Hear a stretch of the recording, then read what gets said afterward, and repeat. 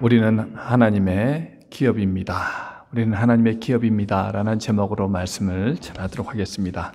6.25, 어제가 6.25 전쟁 72주년이 되는 날이었습니다. 6.25 때 큰 고통을 당하셨던 것을 기억하시는 우리 분들도 아마 계실 겁니다. 저는 전후 세대이기 때문에 그래도 70년에 태어났으니까 그 당시만 해도 사실은 먹고 사는 게 그렇게 그닥 형편이 좋지 않은 때였지요. 그래도 참 우리나라의 70주년이 지나면 72주년이 지나면서 얼마나 참 세계 으뜸이라고 할 수 있는 그런 어떤 반도체라든지 과학 또 문화, K-팝 이런 것도 마찬가지만요. 세계 가운데서 으뜸이 되는 그런 것들을 우리가 이끌어가고 또 리더 국가로 설 수 있다는 것 자체가 저는 참 하나님의 은혜다라는 생각이 듭니다.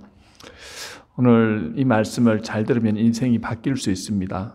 저는 확신합니다. 하나님 주신 마음으로 말씀을 준비하였고요. 특히 자라나는 우리 유스 그룹, 우리 친구들에게도 아니면은 이 땅에서 살면서 하나님을 믿긴 믿지만 분명한 믿음과 확신이 별로 없다라고 생각하시는 분들이 이 말씀을 듣고 말씀을 성령의 역사하심을 통하여 받아들이잖아요. 그럼 여러분 인생에 반드시 놀라운 변화가 일어납니다. 그래서 이런 말씀을 들으실 때 하나님의 말씀으로 들으시기를 축원합니다. 아멘 하신 분만 은혜가 넘쳐날 줄로 믿습니다. 자, 사랑하는 성도 여러분, 인간은 누구나 자존감을 가지고 살아갑니다. 맞죠?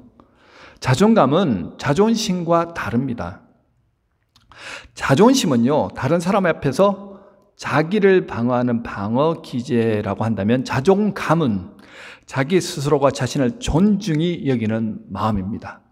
자존감이 뭐라고요? 자기 자신을 존중히 여기는 마음입니다. 자존감에는요, 낮은 자존감과 높은 자존감이 있습니다.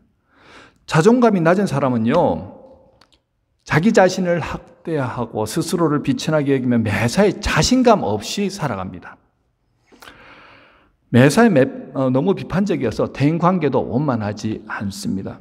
그 대표적인 케이스가 어떤 사람들입니까? 광야의 이스라엘 백성들 보시면 자존감이 굉장히 낮은 사람들이에요. 왜냐하면 400년간 애굽에 종살이 하면서 종살이 하던 사람의 특징이 뭡니까? 자기 자신이 없지요. 늘 주인의 말에 따라서 살아갈 수밖에 없는 사람들. 자존감이란 것 자체가 없습니다. 그러니까 뭔가 자기 뜻대로 되지 않냐고 하면은 항상 남 탓하고 원망하고 불평하고, 그것이 특징이죠.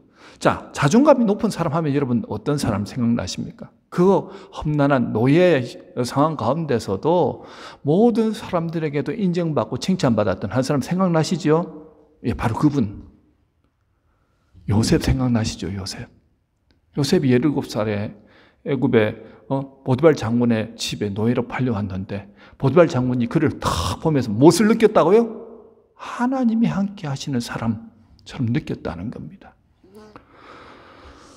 여러분, 자존감이 높다는 거예요. 그러니까 누가 보아도 자신감이 있다는 거죠. 자기 자신에 대한 긍지와 자랑스러움이 있습니다. 매사에 긍정 에너지를 지니고 있어서 대인관계의 폭도 굉장히 넓어지더라는 거죠. 사랑하는 성도 여러분은 어떤 모습으로 사십니까? 오늘 말씀 듣다가 높은 자존감으로 무장되시기를 주님의 이름으로 축원합니다. 자, 지난주에 하나님께 선택받은 사람은 하나님의 영광과 찬송을 돌리는 삶을 살아갑니다 라는 주제로 말씀을 전했습니다. 여러분 지난 한 주간 그렇게 사셨습니까? 자, 주제만 들어도 벌써 이렇게 스토리가 쫙 나오지요. 오늘도 마찬가지입니다. 여러분들이 선포하면서 따라하십시오. 주제 말씀입니다. 자, 다 같이 말씀하시는데요. 하나님의 기업은 높은 자존감을 가지고 하나님을 노래합니다. 굉장히 중요한 말입니다. 다시 한번요. 하나님의 기업은 높은 자존감을 가지고 하나님을 노래합니다. 자, 인간의 자존감이 가장 높은 때가 언제였습니까? 한번 생각해 보시죠. 성경 역사상에 보면서, 성경을 보면서 인간 자존감이 가장 높을 때가 언제였을까요? 맞추시는 분은 제가 맛있는 것 선물하도록 하겠습니다. 팥빙수. 정말로 크게. 내가 선물할게요, 나중에. 에덴 동산 때였습니다. 여러분. 자, 사실 하나님은 이 세상을 창조하시고 하나님의 형상을 닮은 인간을 창조하셨지요. 하나님의 형상을 닮았기 때문에 자존감이 높을 수밖에 없다는 거예요. 제가 들어오기 전에 에덴 동산은요, 하늘에 있는 것이나 땅에 있는 것이 모두 선하고 아름답고 완전하였습니다. 하나님 안에서 통일되어 있었다는 거예요. 그 통일된 모든 것을 다스리는 자가 누구였다고요? 아담. 첫 번째 인간이었다는 겁니다. 완전한 인간이었죠. 그러니까 자존감이 높을 수밖에 없지요. 그러나 인간이 죄를 지음으로써 하나님과 인간 사이가 어떻게 깨어졌다는 거예요. 분리와 분열이 일어나게 되었습니다. 하나님과의 관계가 깨어지자마자 어떤 일이 일어납니까? 인간과의 관계도 깨어지고 자연과의 관계도 깨어지더라는 거예요. 에덴 동산에서처럼 인간은 왕처럼 모든 것을 다스릴 수 있었는데 에덴 동산에서 쫓겨난 이후에 어떤 일이 일어납니까? 인간은 인간과도 싸워야 하고요. 동물들과도 싸워야 하고요. 그 다음에 자연과도 싸워야 살아남을 수 있었다는 것입니다. 그러니까 점점 인간은 자존감이 낮아지더라는 거예요. 그 원인이 어디에서부터요? 죄로부터 시작되었다는 거죠. 그런데 그리스도가 오셔서 그 죄의 문제를 해결해 주심을 통하여서 하나님과 깨어졌던 그 모든 관계가 다시 회복되어졌다는 것입니다.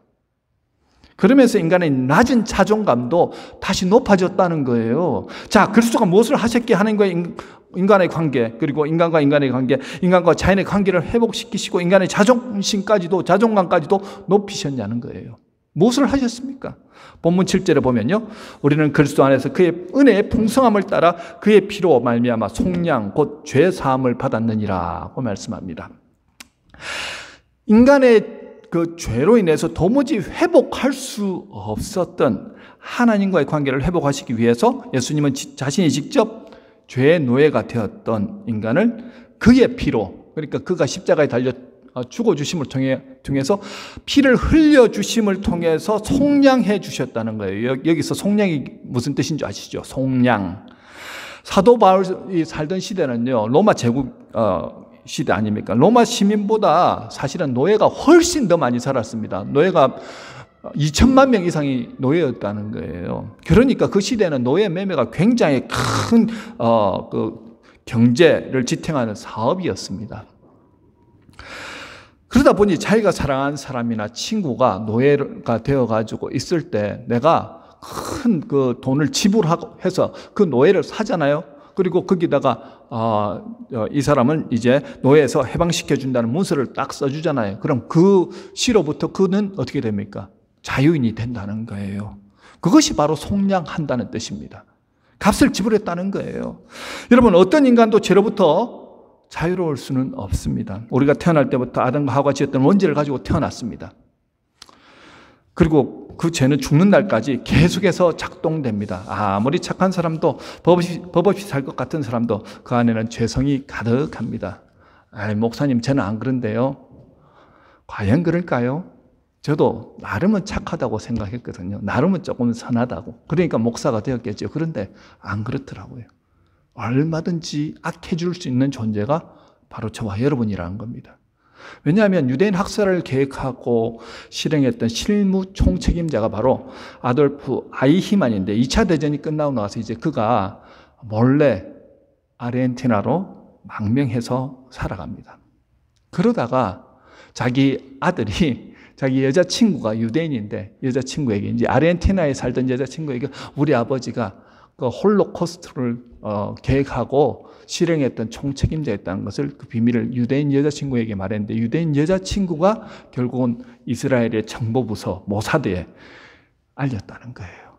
그 모사드에서 몰래 들어와가지고 2개월 동안 이 사람을 살폈는데 뭐 성형수술을 하고 도저히 알아볼 수 없을 정도로 변해도 귀는 수술을 안 했더라는 겁니다. 그런 귀를 유심히 살펴보니까 이 사람이 아히만이라는 것을 알고 결국은 몰래 체포를 해가지고 가면서 당신이 재판정에 설래 아니면 여기서 죽을래 했을 때 너희들 알아서 하라. 그래서 결국은 비행기를 태워가지고 이스라엘 법정까지 갔습니다. 그 당시에 그 수용소, 아우슈비츠 수용소에서 포로들의 이제 증언을 막 듣는데 포로들 중에 이제 증인이 한 명 나와가지고 그 아이히만을 다 보는데 막 너무 놀라서 펑펑 우는 거예요. 그래 왜 우느냐 그러니까 자신이 생각할 때 이렇게 홀로코스트를 계획하고 실행할 만한 사람이라고 한다면 굉장히 악하게 생겼든지 악마처럼 생겼을 것이라고 생각했는데 우리 집 옆집에 사는 동네 아저씨 같이 선하게 생긴 분이 이런 일을 했다는 게 나는 믿기지 않는다 하면서 펑펑 울었다는 거예요. 여러분 그것이 인간의 모습입니다. 아무리 선한 인간도 상황이 변하고 악이 발동하잖아요. 결국 하지 말아야 될 범죄를 하더라는 겁니다. 지금도요, 여러분, 인종청소를 얼마나 많이 한 줄 아십니까? 인간이 악해지기 시작하면은요, 의인은 하나도 없습니다. 결국은요, 모든 인간은 다 죄인이라는 거예요. 그걸 누가 말합니까? 로마서에서 사도 바울이 말하지 않습니까? 의인은 없나니 하나도 없다. 모든 인간은 다 죄입니다. 그래서 우리 모두는 죽음의 형벌을 받는 것입니다. 그뿐 아니라요, 그냥 죽고 끝나는 것이 아니라 제2차 형벌인 영원한 지옥불 속에서 신음하면서 그렇게 멸망당하는 거죠. 여러분은 내가 정말 죽어서 마땅한 죄인이구나 그런 생각 하십니까? 저는 지금도 목사임에도 불구하고 얼마나 하나님 앞에 감사한지 모릅니다.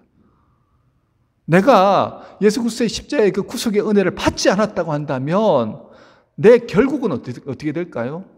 결국은 하나님 앞에 심판대에 가가지고 심판받고 영원한 지옥불에 떨어질 수밖에 없는 자인데 주님의 그 사랑을 깨닫게 하시고 알게 하셔서 어떻게 해요?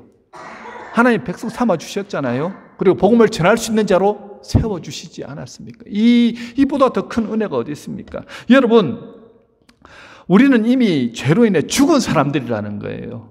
몸뚱이만 살아있지 영적으로는 하나님과 관계가 끊어져서 마귀의 종이요 죄의 종으로 살던 사람들이었다는 것입니다. 그런 우리들을 하나님이 창세전부터 사랑하셔서 우리를 죄로부터 해방시키기 위해서 아들 예수님을 보내주셨습니다. 그리고 내가 지은 죄를 용서하기 위해서 예수님의 핏값을 지불하시고 속량시켜 주셨다는 거예요. 더 이상은 이제 죄의 종이 아닙니다. 이제는 자유인입니다. 핏값을 통해서 그저 핏값을 통해서 자유인으로 삼아주신 게 아니고요. 성령 하나님께서 어떻게 해요? 이제 나중에는 또 나오거든요. 인쳐주시고 그렇게 함을 통하여서 우리는 천국 백성 하나님의 가족으로 하나님의 양자로 살아가게 되었다는 것이죠.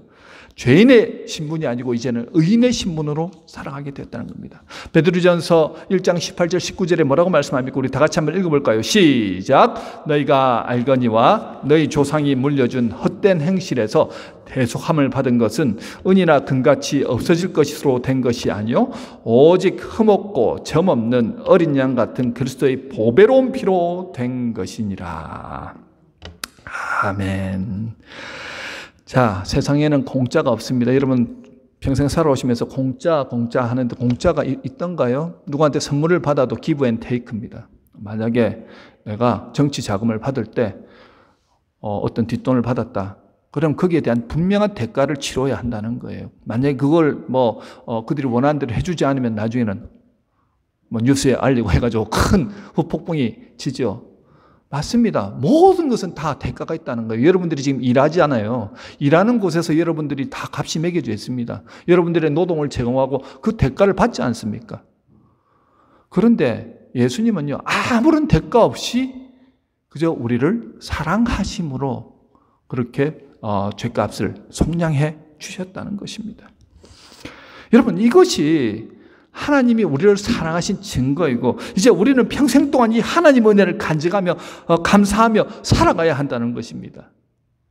이제 죄사함을 받은 자들에게 하나님이 무엇을 주셨냐 하면요, 여러분 여기서부터 잘 기억하고 들으십시오. 이때까지는 우리가 잘 알던 말씀인데 여기서 8절에 뭐라고 나옵니까? 8절 모든 지혜와 총명을 넘치게 하셨다는 겁니다. 그저 우리를 속량해 주신 것뿐만이 아니고요, 모든 지혜와 총명은 어떤 거냐면은 이 험한 세상을 능히 이기며 견디며 살아갈 수 있는 그 모든 지혜와 총명입니다. 그것을 주셨고요. 또 그의 뜻의 비밀을 깨닫게 하신 그 지혜와 총명을 주셨다는 거예요. 무슨 말인지 아시겠어요? 그냥 너 혼자 살아가라 하고 그냥 내버려 두시면서 바라만 보신 게 아니라는 거예요. 살아갈 수 있는, 그러니까 우리가 얘기하잖아요.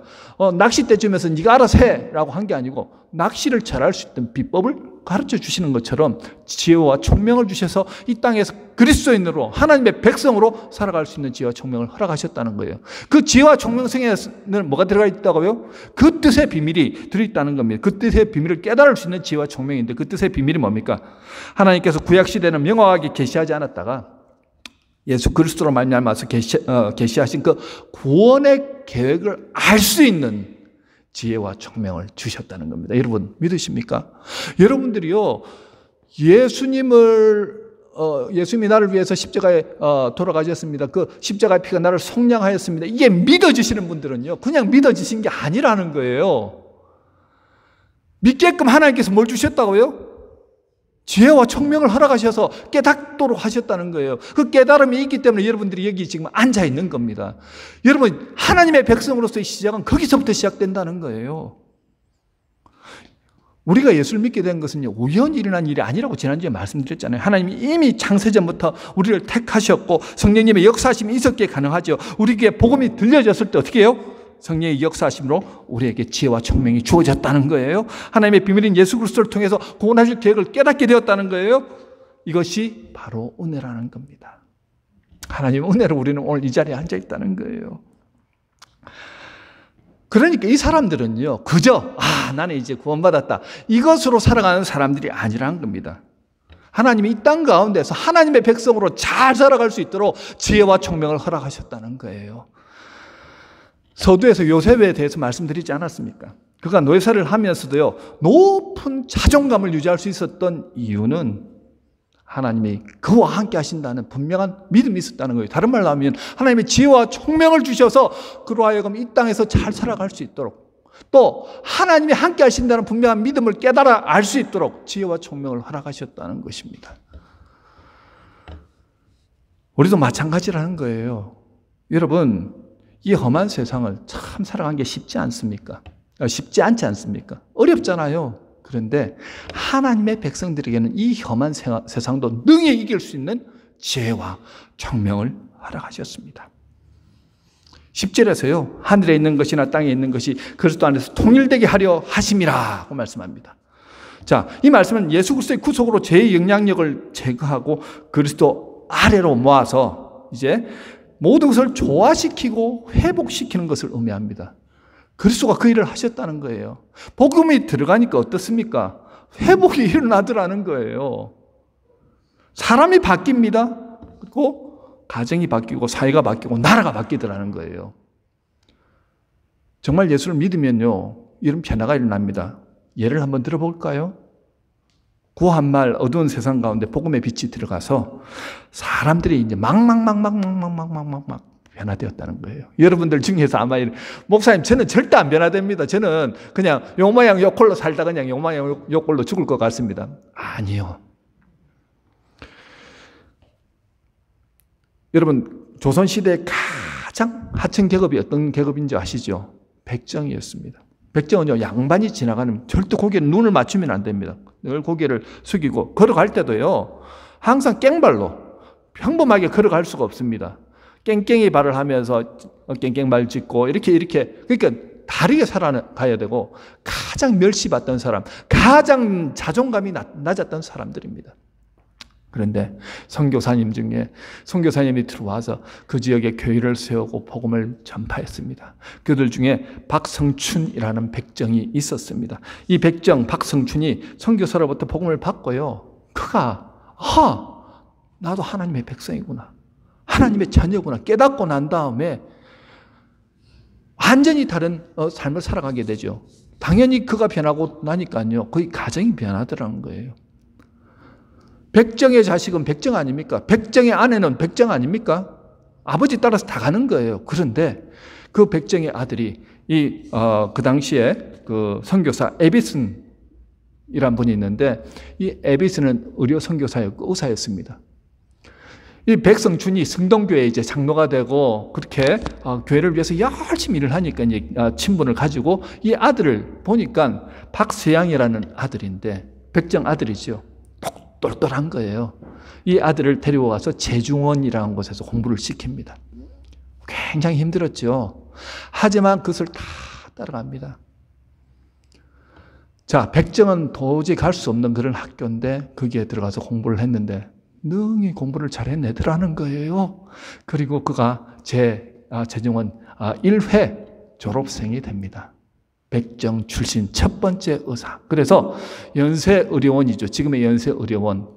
전신인 연세의료전문학교의 교수가 됩니다. 그리고 독립운동을 위해서 열심히 일하였다는 거예요. 자, 하나님의 복음이 들어갔습니다. 사람을 바꾸었다는 거예요. 변화되었다는 거예요. 도저히 그때는 넘볼 수 없던 백정의 신분을 뛰어넘어서 어떻게 해요? 하나님 나라의 귀한 백성으로서 자녀로서 세상을 변화시키는 일을 해나가더라는 겁니다. 이 일이 지금 여러분 안에서 일어나지 말라는 법이 있나요? 아니요. 지금도 복음의 빛을 받은 사람들, 예수를 믿음으로 변화된 사람들에게는요, 지금도 그런 일이 일어납니다. 가정이 변화되고요. 자신이 변화되면 가정이 변합니다. 가정이 변하잖아요. 그럼 그 이웃들이 변하고요. 사회가 변하고요. 교회가 변하고요. 나라가 변하더라는 것입니다. 역사상에서 일어난 일, 수많은 사람들이 예수 믿고 난 다음에 경험한 일이라는 것입니다. 여러분, 예수가 없었을 때는 상상도 할 수 없었던 그 일을 예수 믿고 나서 나는 이 세상에서 어떤 사람이 되었다고요? 가장 값비싼 사람이 되었다. 자기 정체성이 달라지더라는 거예요. 높은 자부심을 가진 사람으로 바뀌어지더라는 거죠. 아무리 주변 사람들이 백정주제 해도 그건 들어오지 않더라는 것입니다. 하나님은 나를 가장 값비싼 값을 치르고 하나님의 자녀로 나를 맞아주셨어.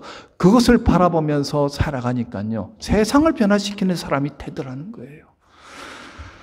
여러분 기억하십시오. 여러분 한 분 한 분이 어떤 분들이라고요? 세상에서 가장 값비싼 값을 치르고 하나님의 자녀가 된 사람들이라는 것을 믿으시기 바랍니다. 아멘. 정말 그렇다는 거예요. 예수님이 귀하게 여기시는 성도님들을 우리 서로 간에 서로 무시하고 비난하고 정죄하고 판단해서 서로 싸우고, 여러분 싸우는 교회는 가지 마십시오. 싸우는 교회는 하나님의 역사가 일어나지 않습니다. 사탄이 싸우는 교회를 통해 가지고요, 힘을 잃어버리게 만들어요. 자, 서로 귀하게 여기는 겁니다. 여러분 한 분 한 분이 너무 값비싼 분들이구나. 내가 그게 느껴지는 거예요.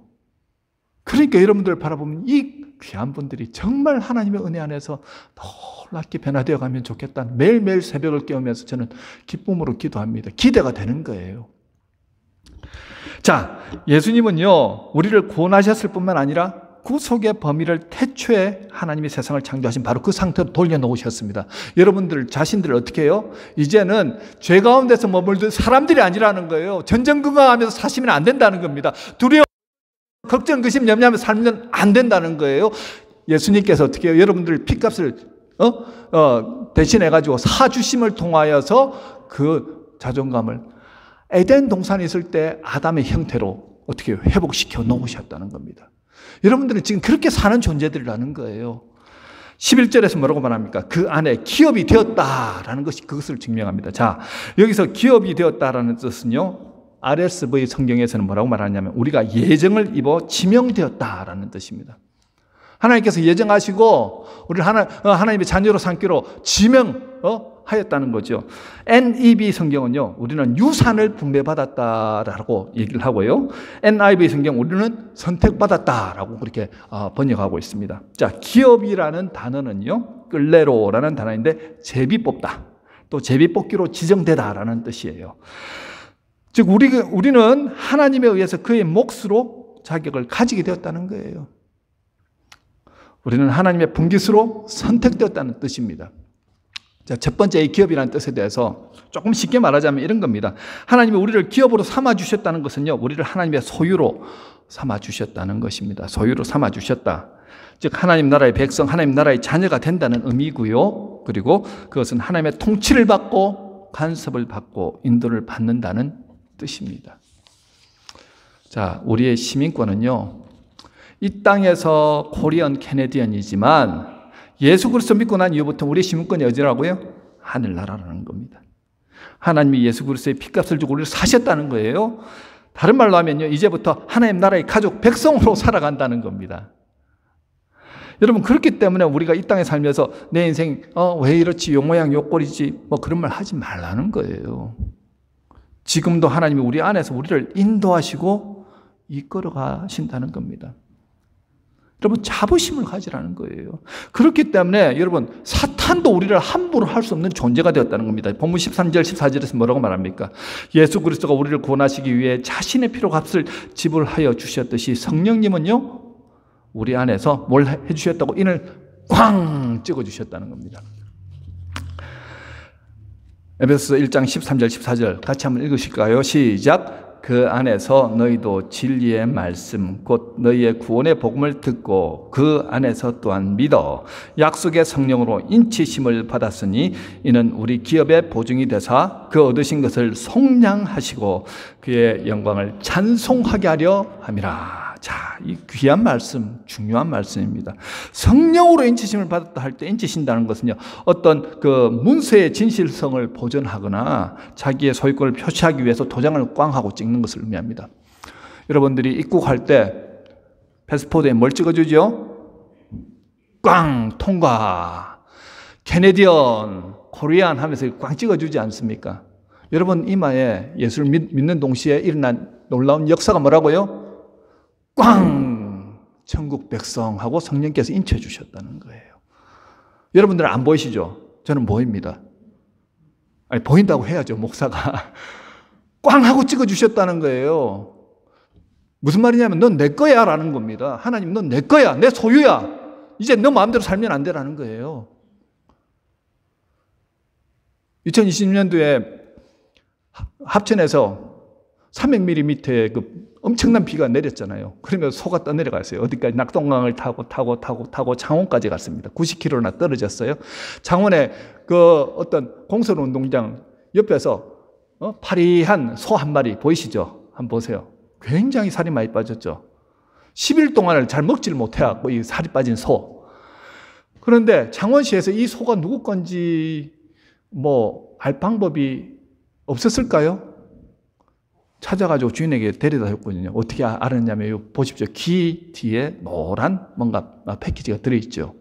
그걸 보니까 주소가 딱 적혀 있는 거예요. 이 소는 바로 나의 소입니다 하면서 인식표를 거기다가 딱 귀에다 꼽아 놓은 겁니다. 그 인식표를 가지고 어떻게 해요? 창원시에서 그렇게 주인에게 되돌려 주었다는 거예요. 우리도 마찬가지입니다. 아무리 남들이 야, 너 뭐 네가 무슨 예수 믿는다고 너 천국 없어, 너 죽어도 천국 못 가. 아유, 걱정하지 말라는 거예요. 하나님께서 우리를, 성령님께서 도장 꽝 찍어주고 너는 천국 백성이야 했기 때문에 여러분 두려워하지 말라는 겁니다. 어떤 분들은요, 살아가시면서 참 힘든 일, 고난을 당하고 어려움을 당하고 그러면서 전전긍긍하면서 막 힘들어 하시는데, 여러분 우리가 지금 이마에 하나님의 백성이라는 인장이 딱 찍혀 있잖아요. 그러면 사탄도 함부로 건드릴 수 없는 사람이 된다는 겁니다. 여러분 그거 안 믿겨지시죠? 근데 그렇게 우리를 만들어 놓으셨다는 거예요. 사탄이 우리를 유혹도 하고요, 미혹도 합니다. 그렇지만 힘으로 우리를 누를 수 없다는 거예요. 왜요? 이 사람은 천국 백성입니다 하는 인장이 찍혀 있기 때문에 사탄도 건드리지 못할 사람들이 바로 저와 여러분들이라는 거예요. 놀라지 마십시오. 두려워하지 마십시오. 뭘 하든지요. 사탄이 나를 막 이렇게 뒤에서 생각 가운데 아니면 어떤 상황 가운데 막 두려움을 주잖아요. 그때 여러분들은 웃으면서 이렇게 얘기하면 됩니다. 나사렛 예수 그리스도의 이름으로 사탄아 물러가라 하잖아요. 그럼 사탄이 내가 누구인지 알고 물러가요. 우리는 하나님의 백성이기 때문입니다. 여러분 그 분명한 정체성을 가지고 여러분들이 살아가시잖아요. 그러면 세상에 두려울 일이 있을까요? 없을까요? 하나님이 성령으로 함께 하시죠. 이미 도장이, 머리에는 인장이 꽝 하고 하나님의 백성이라고 찍혀 있죠. 자존감이 낮아질 수가 없다는 거예요. 전전긍긍하면서 내가 여기서 무엇을 해먹고 살까? 어떻게 살까? 그렇게 살아갈 수 없는 존재가 바로 저와 여러분들이라는 겁니다. 예수 그리스도로 인해서 우리가 회복이 되었잖아요.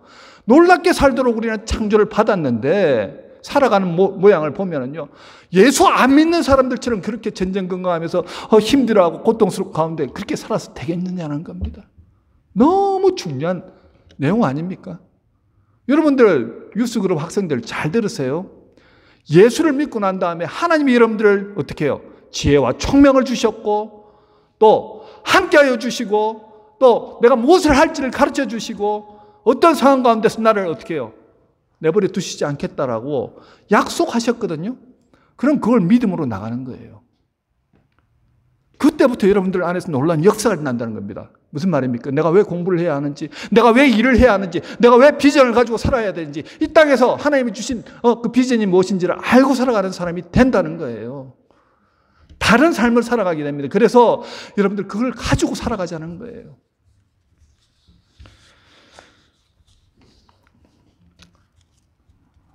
여러분, 여기에서 아까 기업이라는 말은 하나님의 소유가 되었다는 뜻도 있지만 두 번째 뜻은요, 하나님이 우리에게 주실 천국을 의미합니다. 성령이 인을 친 사람은 우리 기업의 보증이 된다고 말씀하잖아요. 그러니까 여기에서 사는 것으로 끝난 게 아니고 꽝 하고 도장을 받으면은 그 다음부터 우리는 유산을 상속을 받습니다. 우리 최정림 장로님 아버님이 큰 땅이나 집이 있는데 그 땅을 정성호 목사한테 주겠어요? 아니죠. 최정림 장로님한테 상속하시겠죠. 왜요? 내 자식이니까. 우리도 마찬가지라는 거예요. 하나님의 자녀이기 때문에 천국을 상속받는 거예요. 당연한 거 아닙니까? 하나님과 관계없는 사람들은요, 아무리 천국 해도 갈 수 없다는 거예요. 그래서 말라기 3장 17절 18절을 한번 읽어볼까요? 시작. 만군의 여호와가 이르노라. 나는 내가 정한 날에 그들을 나의 특별한 소유로 삼을 것이요, 또 사람이 자기를 섬기는 아들을 아낀 같이 내가 그들을 아끼리니 그때 너희가 돌아와서 의인과 악인을 분별하고 하나님을 섬기는 자와 섬기지 아니한 자를 분별하리라. 이 세상에는 딱 두 종류의 사람만 있습니다. 여러분 생각하실 때 이 사람들, 다양한 사람의 종류가 얼마나 많습니까? 라고 생각하는데 아니요. 딱 두 종류. 첫 번째는 하나님을 섬기는 사람, 섬기지 않는 사람. 하나님께 소속된 사람, 소속되지 않은 사람. 딱 두 종류만 있습니다. 자, 이렇게 예수님의 핏값으로 제사함을 받고 성령의 인치심으로 하나님의 자녀가 된 사람들은요, 그저 천국 백성이 됐다는 그 사실만으로 만족하며 살아가서 되겠냐는 거예요. 아니죠. 지난주에도 분명히 말씀드렸지 않습니까? 오늘도 분명하게 지금 세 차례나 똑같은 말씀을 하는 거예요. 지난주에도 말씀하셨고 오늘 12절과 14절에도 말씀합니다. 12절에서 뭐라고 말씀하냐면요, 우리가 그리스도 안에서 전부터 바라던 그의 영광에 찬송이 되게 하려 하심이라. 자, 그러니까 내가 하나님의 사랑을 받으면서 살아가는 자체가, 여러분들이 지금 하나님의 은혜를 받아 살아간다는 건요, 분명한 믿음과 확신을 가지고 높은 정체성을 가지고 어떻게 해요? 높은 자부심을 가지고 살아가는 거예요. 믿음으로 살아가는 그 자체가 하나님의 찬송이 된다는 거예요. 여러분, 자체가 하나님의 찬송이라는 겁니다. 두 번째는요, 14절에서 이는 우리 기업의 보증이 되사 그 얻으신 것을 속량하시고 그의 영광을 찬송하게 하려 하심이라 말하잖아요. 그리고 하나님의 사랑을 노래하면서 살아가도록 우리를 구원하셨다는 거예요. 사랑하는 성도 여러분, 우리는 하나님께서 택하신 하나님의 기업들입니다. 기업들입니다. 예, 소유된 자들이라는 거예요. 하나님의 기업이라는 자존감은요, 여러분, 돈으로 살 수 없는 축복입니다. 엄청난 권한이라는 거예요. 이런 복을 받은 하나님의 기업된 우리들은 어떻게 살아가야 하겠습니까? 자, 이분을 한번 보실까요? 조니 에릭슨이라는 미국 여성입니다. 좀 다르게 보이죠? 뭔가 문제 있어 보이죠? 그녀는 미국 멜랜드 그 체스픽 베이라는 강에서 다이빙을 하다가 목이 부러져 가지고 결국은 전신마비가 되었습니다. 움직일 수 있는 것은 목도 꼼짝도 못하고 어떤 것도 움직일 수 없는, 그냥 입술만 꼬부작꼬부작 할 수 있는 그 정도입니다. 그는 원래 크리스찬이었고요, 예수를 믿었지만 자기 자신이 이렇게 한순간에 온몸을 움직일 수 없는 중환자가 되었다는 것, 그 사실에 너무나도 실망했지요. 하나님 앞에 기도했습니다. 왜 나를 죽이시지? 이렇게 혼자서는 아무것도 할 수 없는 사람으로 살게 하셨느냐고. 하나님을 원망하고 또 원망했습니다. 그러다가 어느 날 갑자기 마음에 이런 생각이 든 거예요. 내가 이런 몸이라도 하나님 앞에 쓰임받을 수 있다면 하나님을 원망하지 않고 하나님을 찬양할 수 있을 텐데. 막 이런 생각이 들자 그녀가 다시 기도가 바뀌었습니다. 하나님, 나는 아무것도 할 수 없지만 하나님께서 나를 사용해 주시면 기꺼이 내가 하나님께 영광 올려드리겠습니다. 그렇게 기도했다는 거예요. 계속해서 그 한 가지만을 위해서 기도했습니다. 자, 그녀가 할 수 있는 게 무엇입니까? 꼼짝 할 수 없는데, 누군가의 도움 없이는 지금 말하는 것 빼고는, 먹는 것 빼고는 할 수 있는 게 없는데, 그런데 자기가 할 수 있는 게 딱 한 가지 있더라는 거예요. 입술은 움직일 수 있더라는 거죠. 그래서 그녀는 그때부터 입술에 연필을 물고 그림을 그리기 시작했습니다. 그녀의 그림이 세상에 알려지기 시작하면서 유명한 볼펜 회사에서 그녀를 광고 모델로 발탁했습니다. 그리고 그 광고를 찍는데 글자 하나를 밑에 박아달라고 했어요. 볼펜 밑에다가 PLT, Praise the Lord, 약자입니다. 그 글자를 삽입하면서 그녀는 복음 전도자로, 장애인을 위한 인권 운동가로, 미국 사회에서 가장 강력한 영향력을 끼치는 그런 지도자로 떠오르게 되었습니다. 여러분, 이 예언을 보시면서 어떤 생각이 듭니까? 아무것도 할 수 없는, 아마 여기 계신 여러분들보다는 지금 유명세를 보면 훨씬 더 뛰어난 분이죠. 그런데 사고를 당하고 꼼짝 못할 때는요, 비참해도 이렇게 비참할 수 없는 가장 자존감이 떨어진 낮은 사람이었다는 거예요. 그런데 예수의 빛이 들어오고 주님의 지혜와 총명이 들어오고 하나님께 나를 그저 사용하여 달라고 기도하였는데 그때부터 그의 삶이 180도 다른 삶으로 변화되더라는 거예요. 여러분, 우리 하나님은 그런 분이십니다. 아무것도 할 수 없는 연약한 가운데 있는 사람이라고 할지라도 하나님이 들어쓰시면요, 이 사람을 가장 낮은 사람에서 어떻게 가장 높은 사람으로 하나님이 사용하시지요. 저와 여러분은 어떻겠습니까? 여러분들이 하나님을 찬양하고자 하는 그 열정으로 나는 주님, 내가 거하는 그 모든 것이요, 가정에서, 학교에서, 직장에서, 사업터에서, 만나는 모든 곳에서 하나님을 예배하고 찬양한 삶을 살겠습니다. 하나님, 나 그렇게 살고 싶어요라고 기도하며 나가잖아요. 그럼 하나님이 여러분들 들어쓰세요. 여러분들 통해서 하나님 영광 받으신다는 거예요. 그뿐만이 아니고요. 우리가 왜 여기에 이 자리에 더운 데 모여가지고 하나님을 예배하고 기도하냐는 겁니다. 우리가 모여서 예배하고 하나님을 노래하는 이 자체가 뭐라고요? 하나님의 찬양이 된다는 거예요. 여러분, 이 찬송이라는 단어가 에피파노스인데 이 말은요, 칭찬, 찬송, 동의라는 뜻이 있습니다.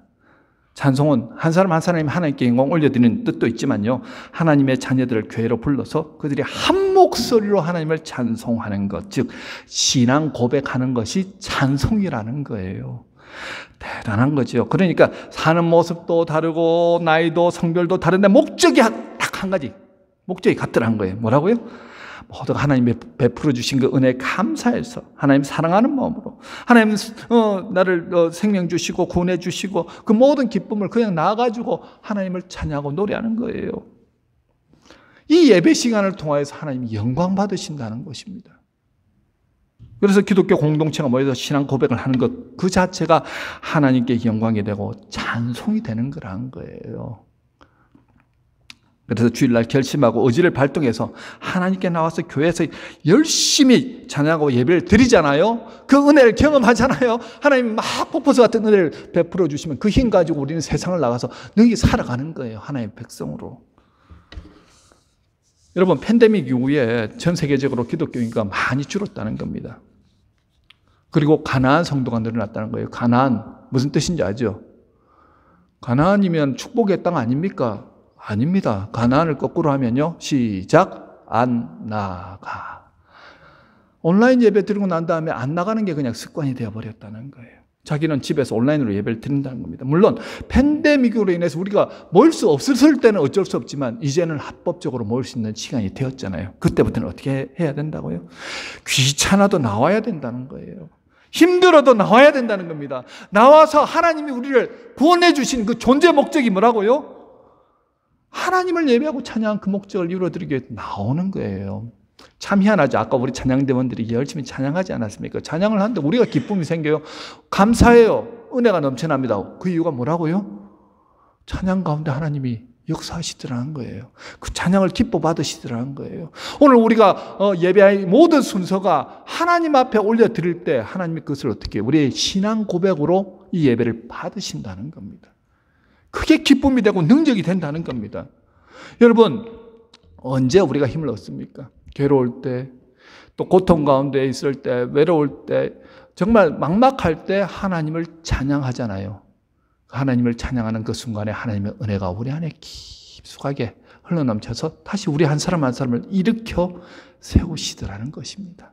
찬양 가운데 힘이 있습니다. 누가 찬양할 수 있습니까? 누가요? 하나님의 기업된 자들이 찬양하는 거예요. 하나님의 소유로 택함받은 자들이 하나님을 찬양하는 겁니다. 하나님 앞에서 하나님 앞에 나와서 예배 드리고요. 내가 있는 모든 곳에서 하나님이 함께 하시는 곳이라고 믿고 그것을 예배의 터로 삼고 신앙을 고백하면서 찬양하며 살아가는 거예요. 여러분들이 오늘 구원받은 백성으로서 나는 무엇을 해야 할지 모르겠습니다. 어떻게 살아가야 될지 모르겠습니다. 마치 에덴 동산에서 쫓겨나가지고 자기의 혼자의 힘으로 살아갈 때 자존감이 가장 낮아졌던 그런 인간의 전 모습처럼 살아가시고 계시지는 않으신지요. 하나님은 우리를 그렇게 부르시지 않았다는 거예요.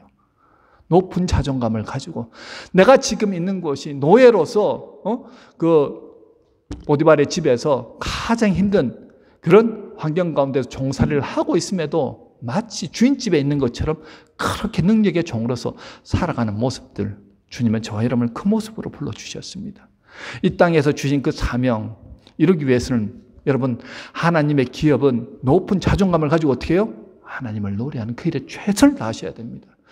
모이는 예배에 집중하십시오. 와서 은혜 받고 능력 받고 변화되어야 됩니다.